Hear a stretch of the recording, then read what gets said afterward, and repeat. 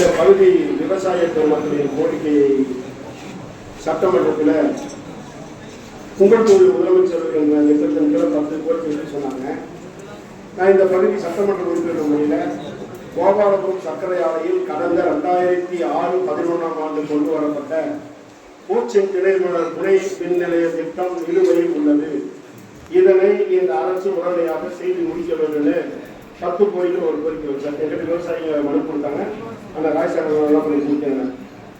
அதன் அடிப்படையில் எனக்கு உங்கள் தொகுதியில் முதல்வர் திட்டத்தில் நீங்கள் கொடுத்த 10 கோரிக்கையில் 2 பணி நடைபெற்றுக் கொண்டிருக்கிறதுக்கு ஒரு தபால் கொடுத்தீங்க.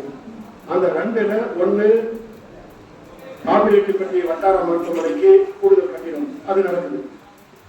2 இந்த பணி 89 கோடியே 1 லட்சம் மதிப்பீட்டில் நான் கொடுத்த மனு 2022 2023-24ஆம் ஆண்டு முதற்கொண்டு இந்த பணி நடைபெற்றுக் கொண்டிருக்கிறது என்று எனக்கு ஒரு தபால் கொடுத்திருக்காங்க. இங்க இருக்கிற விவசாய பெருமக்கள் எல்லாம் தெரியும், நீங்க எல்லாம் இந்த உறுப்பினராக இருக்கீங்க.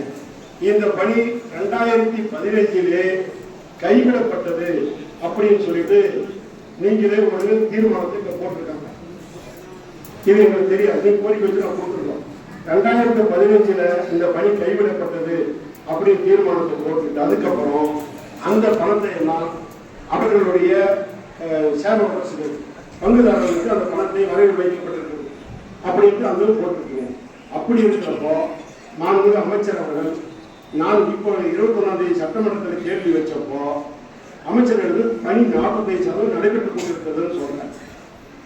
இது எந்த விதத்துல நியாயம் எனக்கு தெரியல.